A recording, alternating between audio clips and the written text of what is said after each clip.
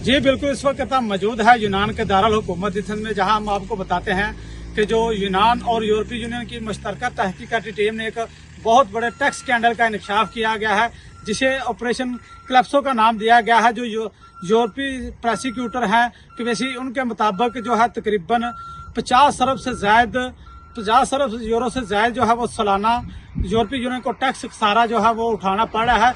इसकी main reason है कि इस तहकीकाती टीम ने है जो तकरीबन 2400 से ज्यादा शिप कंटेनर जो है वो जब्त किए हैं, जिनमें से मुतअद्दिद से ऐसे कंटेनर शामिल हैं जिन्होंने अपनी मालियत कम ज़ाहिर किया ताकि वो वैट और कस्टम ड्यूटी से बच सके।